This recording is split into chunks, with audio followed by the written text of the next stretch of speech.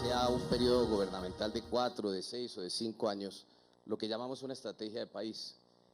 Y en esa estrategia lo que hacemos es buscar dónde están los diferentes déficits en políticas públicas y las necesidades del país, y al lado de eso poner un conjunto de recursos que se transmiten en créditos, cooperaciones técnicas, donaciones, etc. Y nos pusimos a mirar qué impacto habían tenido esas estrategias anteriormente, y decidimos cambiar radicalmente la manera que hacíamos las estrategias de país. Y pues le tengo que reconocer que con nuestro corazoncito sí pensamos que el primer país era Colombia, pero ya este año vamos a hacer esto mismo ya en 5 países adicionales, de tal manera que yo pienso que en el banco nosotros tenemos que estar mucho más con los tiempos en una región que tiene unos procesos de cambio muy profundos. Y esa fue precisamente la razón por la cual quisimos arrancar este proceso. Y bueno, le decía yo al presidente Santos cuando vino a Washington, que muy amablemente quiso venir a visitarnos, le decía, bueno, ayer estuvo celebrando el Plan Colombia con el negro, ahora viene con el moreno aquí en el BID. Entonces eso fue lo que hicimos. Ya le está pidiendo su voto, presidente. Y lo tiene. ¿Cómo ve usted a Colombia en 15 años? ¿Es esta visión muy optimista, aparte de ganarnos 2 copas mundiales? Pues mire, lo primero que quiero es agradecerle a Luis Alberto. Realmente el país necesita esto, necesita mirar hacia adelante, necesita pensar en su futuro y necesita ponerse metas ambiciosas. Cualquier país que quiera desarrollarse tiene que tener ese tipo de actitud, de visión. Y el hecho de que usted haya tomado el trabajo de entrenar todos estos actores que son funcionarios del BID y nos haga esta demostración, es un aporte en este momento muy, muy importante, que además ayuda muchísimo a que la gente entienda el beneficio de lograr la paz. La paz nos va a ayudar a lograr esos objetivos. Esta paz ha sido una especie de obstáculo, de lastre que hemos llevado durante tantos años, y si logramos hacer a un lado de ese conflicto armado, vamos a tener muchas más oportunidades y va a ser mucho más fácil lograr estos objetivos. Y usted escogió, porque yo me leí bien, digamos, el resumen de todo este trabajo, escogió muy bien los puntos claves, puntos que van a determinar los países exitosos o no exitosos en 15 años. El 2030 es ya, y mucho de lo que ahí aparece, inclusive ya se está comenzando a hacer. Mire la coincidencia, este viernes voy a La Guajira y entre las cosas que vamos a hacer es firmar uno de los contratos más grandes, tal vez el más grande, de energía eólica para este país y para esa región. Los aguacates que usted decía que iban a exportar, hace 2 semanas llegó el primer embarque de aguacate a Estados Unidos, primero de Colombia. La modernización de la agricultura, algo que creo que no se sabe. Este fin de semana la canciller llegó a La Habana para convencer a las FARC del concepto de cooperativas estilo Argentina. Llevó tal vez al rey de la soja argentina, el mayor productor, a que les explique cómo podemos aprovechar esas 7 millones de hectáreas que tenemos improductivas, cómo hay campo para todos, los empresarios, los grandes empresarios y los campesinos pueden unirse para hacer eso. O sea, esta visión es posible, esta visión además nos estimula, y lo que dice Luis Alberto me parece muy pertinente. Ojalá lo pudiéramos hacer todos juntos, gran pacto, todos nos propusiéramos lograr al menos la mitad de esos objetivos, y eso ya cambiaría el país para bien, de una forma muy, muy importante y muy radical. De manera que yo le agradezco mucho, y además ya tenemos tomada la decisión que estos funcionarios tuyos, que son magníficos actores, van a entrenar a funcionarios de cada ministerio en cada tema, y vamos a ir por el país entero haciendo esta misma presentación Porque yo creo que eso lo que hace es, Muy buena idea. estimular con todos los empresarios, con todas las fuerzas vivas de cada ciudad. Porque este es una dosis de optimismo, de positivismo, y usted lo que dijo Luis Alberto en una entrevista, o en dos entrevistas que le leí este fin de semana, el domingo, tiene muchísima razón. Los colombianos somos mucho mejores y estamos mucho mejor de lo que pensamos. Gracias. Presidente, déjeme hacerle una pregunta. Yo quisiera que estos minutos nos dedicáramos a pensar cómo lo vamos a lograr. Ese pacto nacional, ¿dónde usted ve los mayores obstáculos para lograr ese pacto nacional en un año donde la prioridad para el país es buscar la paz? En un año donde en el informe del BID se dice que para lograr esos objetivos hay que pagar más impuestos. Eso no lo quiere oír nadie en un año en el que usted necesita pedir votos para que le aprueben en un plebiscito el acuerdo de paz. Entonces, ¿dónde ve usted los obstáculos y cómo empezar a avanzar en ese camino desde ya? Es que 15 años se van así. Pero primero, la paz es una condición necesaria para lograr estos objetivos. Si continuamos en guerra, no lo vamos a poder lograr. Buena parte del territorio nacional donde está el conflicto es precisamente donde vamos a hacer estas inversiones y donde vamos a lograr transformar el país. En segundo lugar, lo de los impuestos, lo que Luis Alberto ha mencionado, y yo estoy de acuerdo con él, es que Colombia hoy paga un porcentaje de impuestos mucho menor al promedio de América Latina frente al tamaño de su economía, está alrededor del 16%. Podemos subir al 20%, sin necesidad de subir los impuestos a los que hoy están pagando. Todo lo contrario, podemos bajarle los impuestos a los que hoy pagan todos sus impuestos, porque yo creo que están pagando demasiados impuestos. Va a bajarle los impuestos a los que ya pagamos impuestos. Eso quiero que quede clarísimo. A todos, no me arrincone en esa forma, sino que le estoy diciendo es que una reforma tributaria en este momento lo que va a buscar es ampliar la base.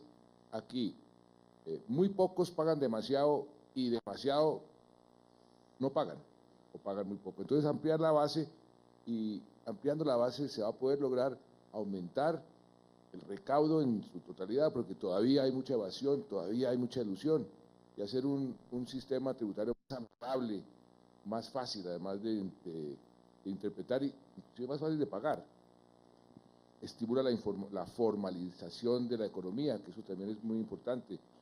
Todavía tenemos 47% de los trabajadores informales, y ese es un proceso que hay que ir adelantando, pero tenemos espacio, porque yo creo que Luis Alberto está diciendo con esa propuesta de aumentar impuestos, aumentar el recaudo, no es que le vayan a aumentar el impuesto de renta a fulano a sultano, sino aumentar el recaudo y hacer más eficiente el sistema, y yo creo que tiene razón, y eso es lo que vamos a buscar con esta reforma tributaria, con la ayuda del BID, entre muchas otras organizaciones. Doctor Moreno, si se concretan todas estas líneas de acción que ustedes proponen, digamos que se amplía la base tributaria, los que pagamos impuestos vamos a pagar menos, no vendemos más empresas, o me imagino, no sé si siguen los precios del petróleo bajos y mientras recaudamos más platica, no sé qué otras empresas nos quedan pendientes. Pero bueno, si este sueño poquito a poquito se hace realidad, pensemos en el mejor escenario. ¿Cuáles son los beneficios concretos para el país y para el colombiano promedio? Mire, yo creo que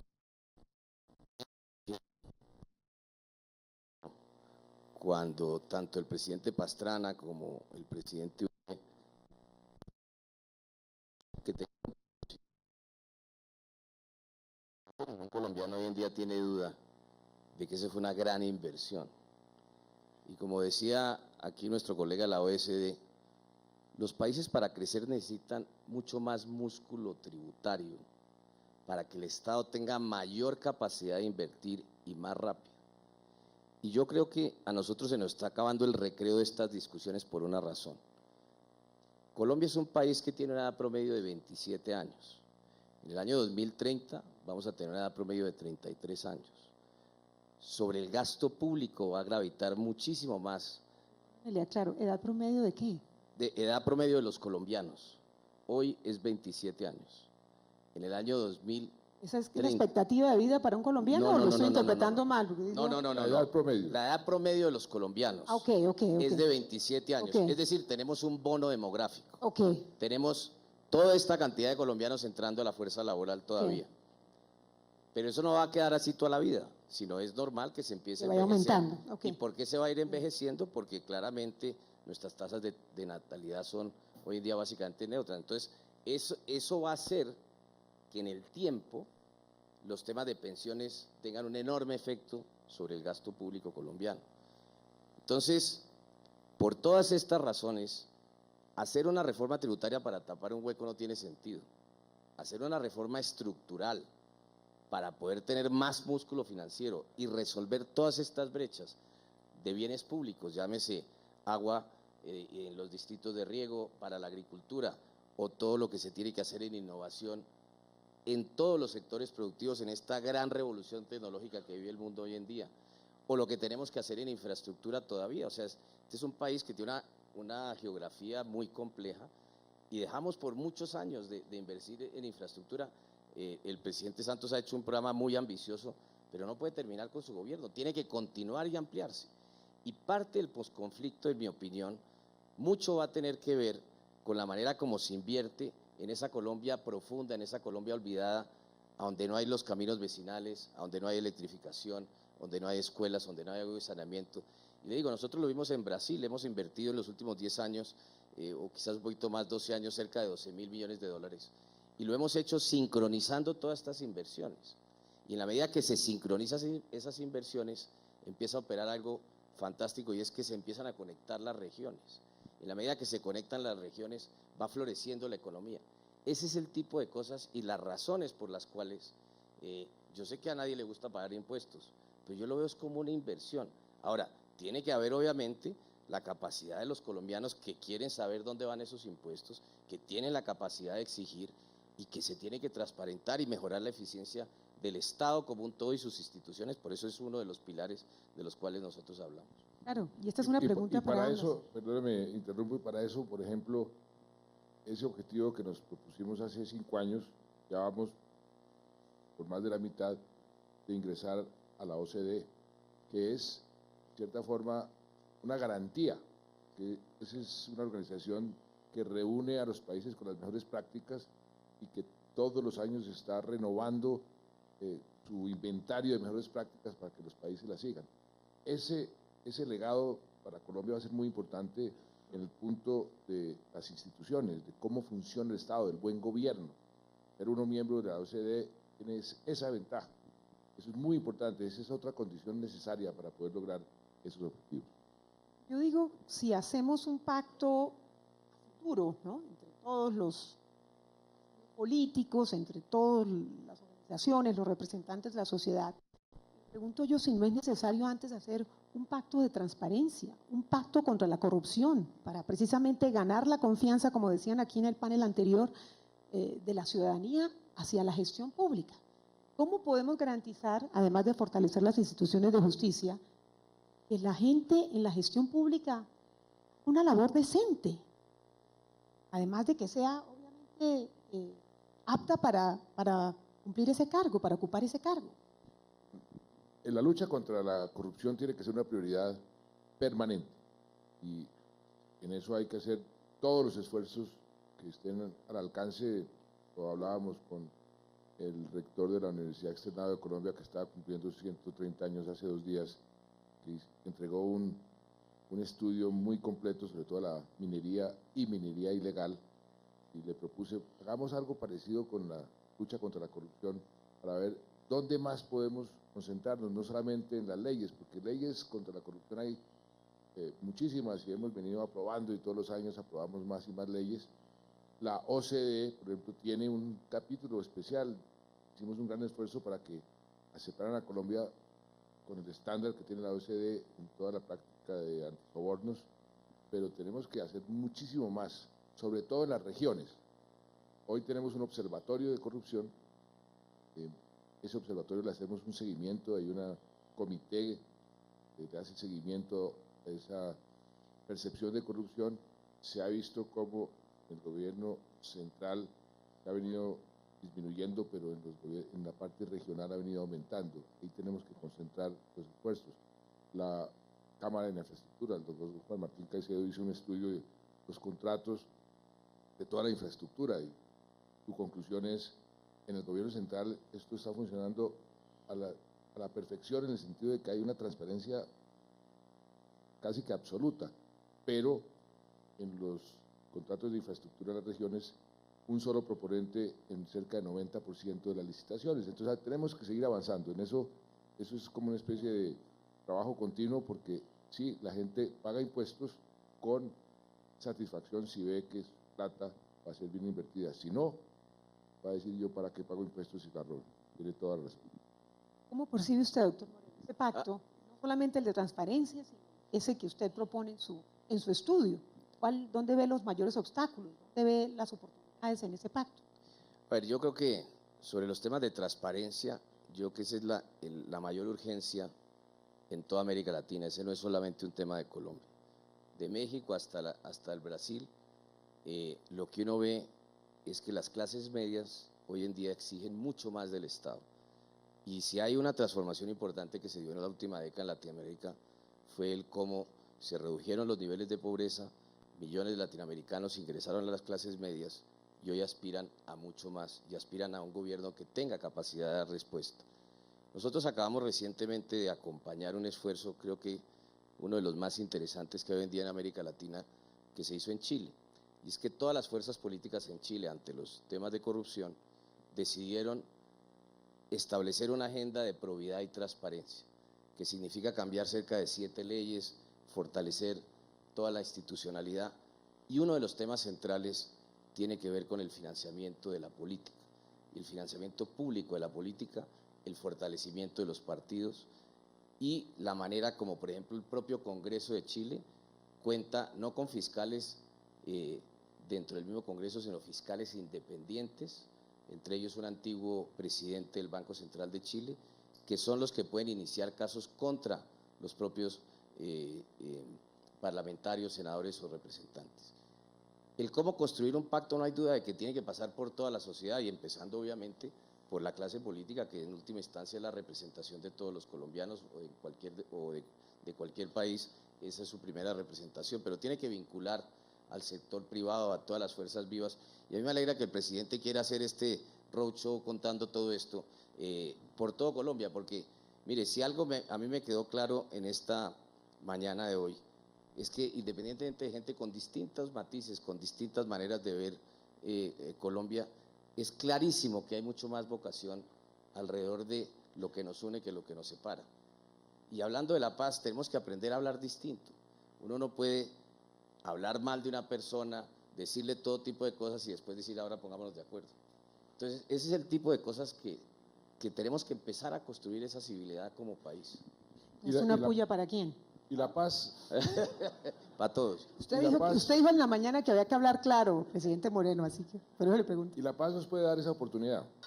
Fíjense cómo hay un abanico muy amplio de diversos orígenes que no es que estén de acuerdo con el gobierno, muchos de ellos no están de acuerdo con el gobierno, pero tienen un objetivo donde sí se pueden poner de acuerdo. Eso sería un primer gran paso para un acuerdo de este tipo. Estoy seguro que ahí puede desarrollarse un pacto en aspectos, como decía Álvaro Gómez, aspectos fundamentales de la economía. No vamos a poner de acuerdo nunca todo, porque la política y la dinámica de las democracias no lo permite, pero sí unos acuerdos fundamentales que nos permitan pronto hacer lo que hicieron en España, por ejemplo, el Pacto de la Moncloa, que permitió la modernización de España y en qué forma, y muy rápido, algo parecido sobre ciertos aspectos, donde en Colombia, al que bien, se ha logrado en el manejo, por ejemplo, de la macroeconomía, del Banco de la República. Ahí ha habido una especie de consenso de que eso hay que manejarlo con mucha responsabilidad, hay que permitir que el banco sea independiente. Ese tipo de pactos son muy importantes. Creo que tenemos la oportunidad este año, con esta oportunidad de la paz, para ver si sobre eso construimos otros consensos que nos permitan esta visión. El presidente Moreno mencionaba la importancia de la institucionalidad del sistema judicial. ¿Ahí usted anticipa alguna reforma importante que hay que hacer? ¿Cómo garantizar que en Colombia se imparta justicia de una manera mucho más rápida, eficaz, transparente? Si usted me pregunta dónde sería lo más importante, dónde yo ubicaría en prioridades el sector más importante para hacer un pacto de esta naturaleza, sería la justicia. Ahí es lo más importante que tenemos por delante. El gran reto es que la justicia funcione. ¿En qué tendríamos que ponernos de acuerdo para que funcione? Ponemos de acuerdo en muchos puntos que hoy no permiten que la justicia funcione como debería funcionar. El origen de los magistrados, hay muchos temas donde yo creo que sí tenemos urgentemente que tratar de ponernos de acuerdo. No ha sido ¿La posible, terna no la debería ofrecer el presidente? No ha sido posible hacer una serie de reformas. Por ejemplo, avanzamos mucho en la famosa reforma de equilibrio de poderes. Está en este momento la Corte Constitucional. Son avances en la dirección correcta, pero creo que podemos hacer algo mucho más profundo y que si logramos un consenso político para hacer reformas sería un paso importante. Esa reforma yo la veo un poco más lejana, presidente. Creo que la más cercana es la que están ahora estudiando en esta comisión tributaria para la reforma tributaria. ¿Lo que usted propone coincide con lo que el BID propone? Nosotros estamos estudiando lo que el BID propone, lo que propone la OCDE, lo que propuso la comisión de expertos y estamos analizando a ver cuáles de esas propuestas son viables, cuáles son convenientes, qué repercusión tendría en el recaudo, cuáles nos permitiría aumentar el recaudo, pero al mismo tiempo bajar las tarifas, en qué sectores mantienen algún tipo de exenciones, en cuáles se quitan las exenciones. Todo ese es el estudio que se está haciendo en este momento para que podamos presentar una reforma ahí sí realmente estructural que le convenga al país, que fomente el crecimiento, que fomente la inversión y que además nos ayude a formalizar una economía que todavía es un mal no solamente de Colombia, sino de toda América Latina, tiene un porcentaje demasiado alto de informalidad. Y ya que usted habla de los informales, en el estudio ustedes plantean que una de las razones por las que no se formalizan es por la alta carga laboral y tributaria. Entonces, ¿cómo lograr que los informales que evaden impuestos se unan al mercado formal si hay más impuestos y la carga laboral es muy alta? La razón de la baja productividad, que es uno de los temas que nosotros resaltamos acá, que Rosario Córdoba contaba como, es decir, muchos de los temas de paso que nosotros estamos planteando no son temas ajenos a la discusión colombiana. Quizás lo que hemos hecho es integrarlos y poner esta visión de futuro, pero todos estos temas están en la discusión colombiana. Lo que falta es cómo profundizar estas discusiones y empezar ladrillo por ladrillo a ir construyendo. ¿Qué pasa? ¿Cuál es la razón por la cual hay informalidad? De una parte, aquellos que reciben un salario, que están en la formalidad, en esencia lo que están haciendo es pagando para que existan otros informales, porque el Estado le tiene que brindar salud, le tiene que brindar servicios básicos a la totalidad de la ciudadanía. Crear entonces los incentivos para la formalización no es un tema fácil ni va a pasar rápido. Algo de eso trató de hacer la anterior reforma tributaria y se han hecho algunos aumentos en el empleo formal. Pero esto tiene que ser un tema de poder conectar muy bien y de una parte el sector privado, de otra parte entender que en el futuro, con toda esta revolución tecnológica, lo que vamos a tener es una situación en que el empleo va a cambiar radicalmente y que ya no vamos a simplemente, como contaba aquí Pedro Miguel Navas, terminar a los 25 años con un grado una persona de una universidad, sino que va a ser al transcurso de su vida que se va a tener que ir capacitando. Entonces, todos los sistemas toda la manera como concebimos el empleo es fundamental. Yo decía el otro día que una mujer que escribió un libro muy interesante sobre estos temas, Robin Chase, que vino al banco hace un par de semanas, contaba lo siguiente. Decía, mire, mis padres tuvieron si acaso 2 empleos en la vida. Mi generación, si acaso 5 o 6. y nuestros hijos 6, pero al tiempo. Entonces, El multitasking. ese tema hay que tenerlo muy en cuenta en cómo vamos creando sistemas cooperativos, maneras de ir integrando a los informales, que no es fácil, pero creo que es un tema determinante y que tiene que ver mucho con la inversión social. Aquí lo decía muy bien el alcalde de Cali, o sea, en la medida que nos concentremos en entender que incorporemos todos estos colombianos que están hoy en día en la pobreza extrema, es parte de caminar en esa dirección. Presidente, ¿es posible crecer al 6% en los próximos 15 años si los precios del petróleo continúan como están? Sí, la respuesta es así de sencillo, sí.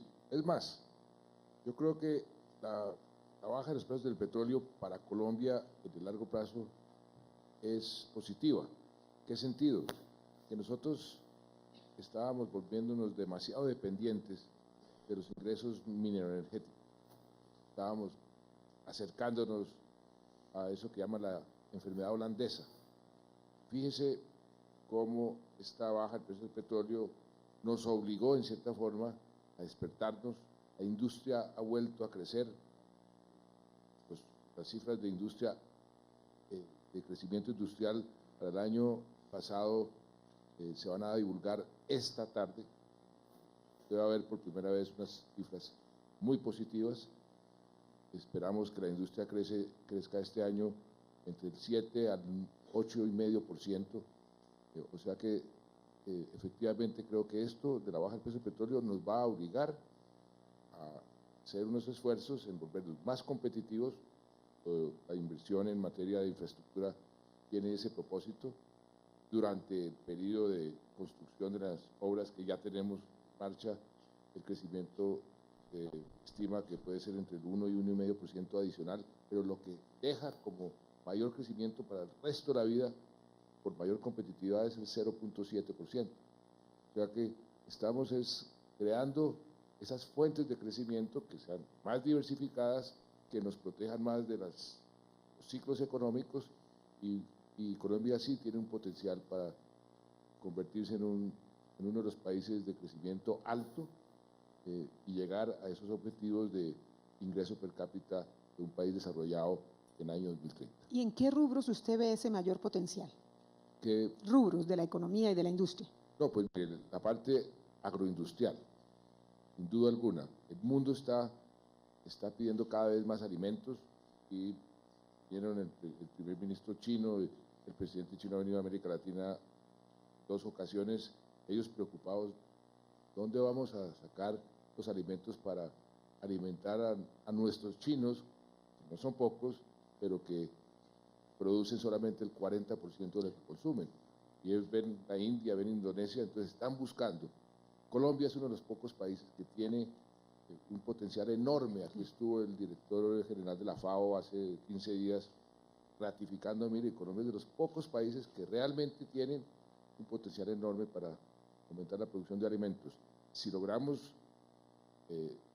terminar el conflicto e invertir en la llanura, solamente la llanura es una despensa futura para el mundo, y ahí hay un potencial de crecimiento enorme. Los cálculos, por ejemplo, que ha hecho Ana María Ibáñez en la Universidad de los Andes, aquí veo al señor rector, sobre el crecimiento de ciertas zonas del país donde el Estado no ha estado presente, llegan al 8, 10, al 12%. O sea que sí tenemos un potencial enorme en la parte tecnológica. Hicimos un gran esfuerzo para conectar hoy en día todo el país, todos los municipios con fibra óptica, banda ancha. Ahora el gran reto es cómo usamos esta infraestructura. Los colombianos, de cierta forma, tenemos un talento especial para poder desarrollar, por ejemplo, software de tipo más simple que los que desarrollan en Silicon Valley. Ahí hay un potencial enorme para Colombia. La parte que se mencionó aquí, usar la biodiversidad, que eso es parte del futuro del mundo. Y nosotros somos el país más rico en biodiversidad después de Brasil, y más rico por kilómetro cuadrado. Y miren un dato interesante que yo siempre he estado insistiendo, y poco a poco hemos venido creando la masa crítica. Hoy, el mundo entero está viviendo una revolución más profunda que la revolución de la informática, que es la revolución de la biotecnología. Las empresas en las grandes bolsas que realmente están aumentando su valor son las empresas dedicadas a la biotecnología. Y Colombia es el país más rico en biodiversidad. ¿Cómo conectamos lo uno con lo otro? Eso es algo que estamos comenzando a hacer, cómo atraemos la masa crítica suficiente de investigadores para poder meternos y saltarnos en cierta forma varios escalones en el desarrollo y meternos al mundo de la biotecnología, y hay potenciales enormes. O sea que hay muchos retos, por supuesto, el común denominador de todo esto es la educación. Si no hacemos un gran esfuerzo, por eso nos pusimos que en el año 2025, 2030, no, 2025 seamos el país mejor educado de América Latina. Y estamos haciendo muchísimo para eso. Ese tipo de visiones, ese tipo de objetivos son los que tenemos que ponernos como colombianos. Puede que no logremos todos, pero hace 5 años, ¿quién iba a pensar que estaríamos a puertas, por ejemplo, de firmar la paz? Hablando de biodiversidad, bueno, con estas tierras fértiles y con sol todo el año, realmente tenemos una ventaja competitiva frente a otros países del sur del continente. Viajaba yo hace 2 semanas con el presidente de una ONG dedicada a la ONG a promocionar el aviturismo. Colombia es el país con la mayor diversidad de aves del planeta. Hay 40 millones de avituristas en Estados Unidos frotándose las manos, esperando que se firme la paz, que sea un poquito más seguro transitar esas zonas de mayor biodiversidad, sobre todo en la ruta de la Sierra Nevada, de la Guajira, para venir a dejar sus dólares en Colombia. Entonces me emocionó muchísimo, porque dije, ahí tenemos un campo sin explotar maravilloso. Imagínense, si esto lo tenemos en la Sierra Nevada, lo que será en el Amazonas y demás. Así que definitivamente creo que ahí tenemos una gallinita de los huevos de oro, aparte del galeón que vamos a sacar, ¿no es verdad? Galeón que nos va a ayudar a financiar un poco. ¿Qué vamos a hacer con ese oro, presidente? ¿Lo vamos a poner en un museo o lo podemos vender? Depende de cuánto encontremos, pero ese es un patrimonio de la humanidad. Si encontramos suficiente para dejarlo en los museos, podemos de pronto pensar en vender el resto, pero eso depende de los que van a determinar si es patrimonio o no. Qué bien, qué bien. Una última pregunta, presidente Moreno, porque le tengo otra para usted, presidente. Esta devaluación del peso colombiano, ¿cómo nos afecta por un lado y cómo nos beneficia si esta tendencia se sigue incrementando con estos planes a 15 años? Mire, yo creo que es una enorme oportunidad. Nosotros, y aquí se decía esta mañana, y el presidente mencionaba todas las fuentes de nuevo crecimiento. O sea, yo decía ayer en la fiesta de Medellín que el próximo Zuckerberg, que ahora fue después Jack Ma, no se va a llamar ni Zuckerberg ni Jack Ma, va a ser Ramírez. Y cuidado si sale en Medellín con la ruta N. ¿Por qué? Porque las aplicaciones tecnológicas del futuro van a estar mucho más concentradas donde están países con los problemas de desarrollo que nosotros tenemos. Pero la devaluación, ¿qué hace? Nosotros perdimos en alguna medida el alto ciclo de los precios de los alimentos. Yo no soy de los que cree que este terminó, y el presidente dice una cosa muy importante. Mire, en el año 2030 van a ingresar cerca de 3.000 millones de personas a las clases medias. En la medida que la gente llega a las clases medias, cambian sus hábitos de consumo y en consecuencia los tipos de alimentos que consumen. El hecho de que tengamos el nivel de devaluación que tenemos hoy en día nos da una oportunidad, por ejemplo, como mínimo para empezar a reemplazar importaciones de alimentos que tenemos hoy en día. Lamentablemente, siempre como que nos concentramos en lo negativo. Mire, por ejemplo, vi en Cali, celebrando una cosa maravillosa que era la vida de don Manuel Carvajal y ese tipo de colombianos que forjaron a Colombia. Una empresa arrocera que tiene unos niveles de productividad en el valle parecidos a los de cualquier país de alta productividad en arroz, por ejemplo. Entonces yo sí creo que hay una enorme oportunidad de utilizar esa tasa de cambio para poder prender otra vez los motores de una cantidad de sectores que perdieron por cuenta de la alta revaluación. Pero también que sea un momento para prepararnos para generar finalmente la manera de mejorar nuestra competitividad. Por ejemplo, yo hablaba esta mañana de lo que significan los costos de transporte. Todo esto que se está haciendo en inversión en infraestructura, en la medida que eso reduzca los costos de transporte, todo eso son ganancias en productividad. Pero si no las hace el Estado, ¿quién las hace? Entonces me parece que la medida que se vayamos sincronizando bien las inversiones del Estado y animemos mucho más al sector privado, yo estoy seguro que todo el mundo está viendo esas oportunidades. Es lento, lamentablemente, pero también tenemos que entender que estamos en un momento del mundo de bajo crecimiento. Entonces las fuentes de crecimiento van a tener que venir de adentro de nuestra propia economía, de la manera como conectemos nuestras regiones, de la manera como nos aventuremos a conectar mucho más el mercado laboral con lo que pasa en la educación, como contaba el presidente. Creo que es un tema, nosotros no podemos estar tranquilos como país, estando siempre de últimos en las pruebas PISA que hace la OECD. Ese es el tipo de cosas que tenemos que ponernos a trabajar todos los días. Y de esa forma yo creo que podemos empezar realmente a hacer el mejor uso de esta oportunidad que nos da esta devaluación y que en alguna medida nos volvió otra vez a nuestra plata. Entonces creo que ahí es a donde viene una enorme oportunidad hacia adelante. Yo agregaría lo siguiente. Con Luis Alberto nos tocó ese periodo de apertura de la economía, hace 25 años. Se abrió la economía y desde entonces siempre hemos tenido una moneda que ha tendido a la sobrevaloración. Mientras tanto, los tigres asiáticos, los que tuvieron el mayor éxito en materia de crecimiento y de desarrollo, siempre mantuvieron las monedas subvaluadas. Y hubo ahí una gran diferencia. Y eso afectó muchísimo el crecimiento industrial en Colombia,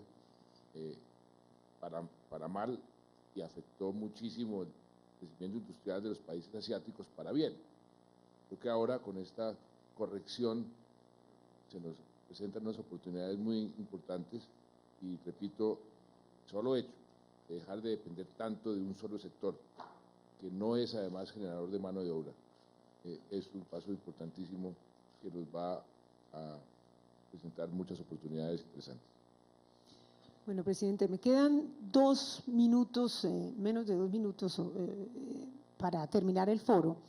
Y pues antes de darle la palabra final sobre, digamos, un mensaje final a la audiencia, quisiera pedirle permiso a los organizadores del foro para hablar de un tema de actualidad. Yo soy periodista y no me perdonaría tenerlo enfrente y no obtener de usted una reacción sobre las noticias que han hecho titulares en los principales medios de comunicación del país.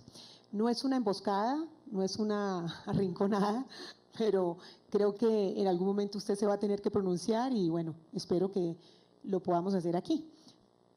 Quisiera saber si vio este video tan cuestionado y qué le parece, si lo vio, las consecuencias y bueno, su reacción a la renuncia del general Palomino, del viceministro Ferro y de estas denuncias que están investigando la Procuraduría y la Fiscalía sobre esta posible comunidad del anillo entre los oficiales de la policía.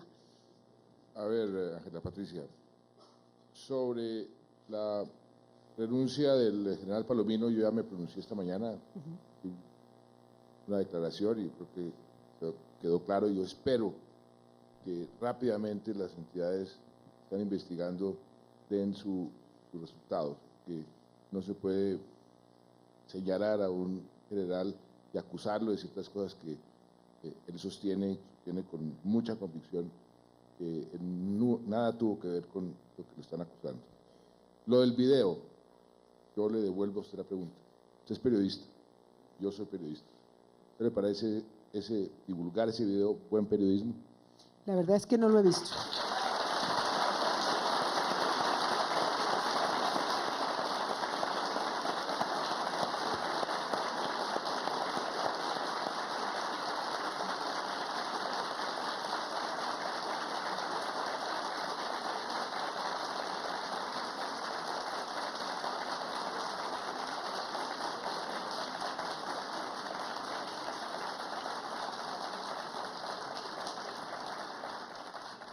La verdad, presidente, llegué anoche al país muy tarde y hoy cuando lo quise ver por curiosidad ya lo habían descargado de la página, así que no lo he visto. Pero, pero bueno, ya venía para el evento y no lo pude ver. Pero sí sé que ha sido muy criticado y muy cuestionado por los colegas. Y los colegas y los periodistas deberán hacer un cuestionamiento de ellos mismos. Que aquí se está saliendo de madre ese tipo de ataques y de información, que eso no es un buen periodismo. Yo se lo digo como periodista, no como presidente. Gracias. Gracias por su respuesta.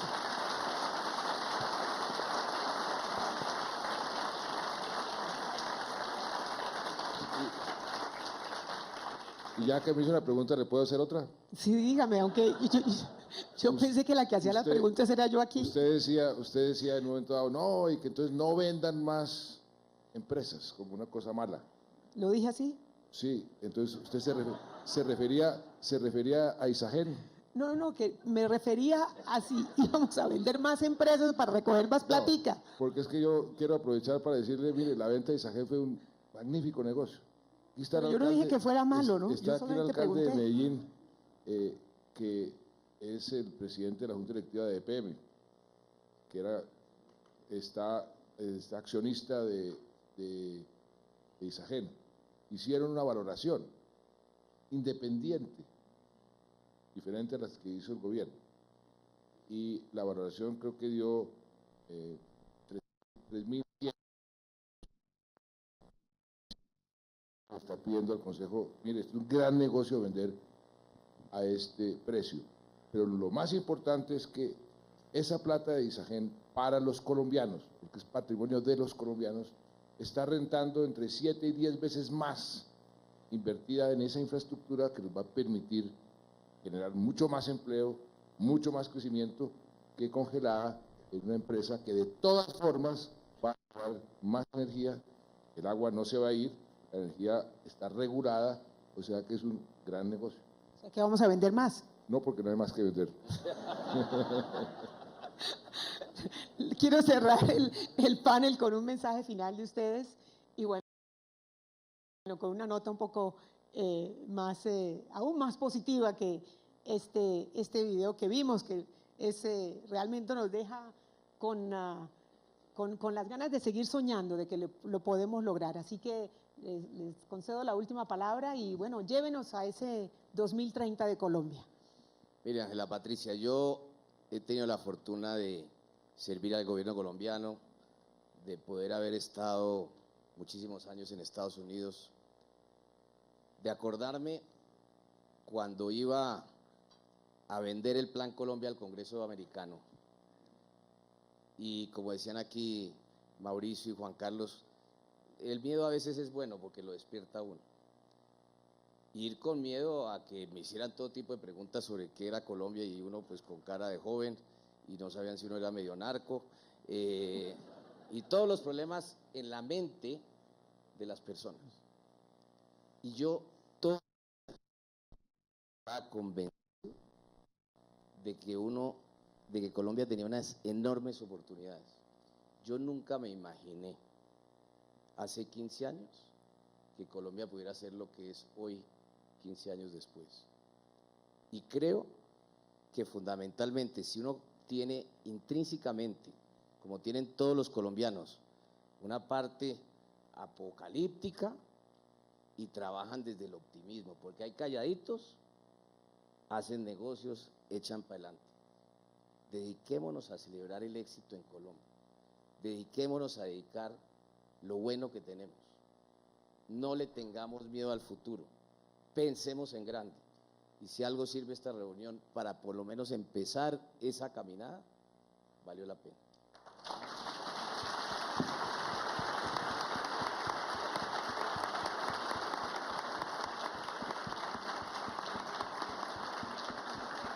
Presidente, usted tiene la última palabra.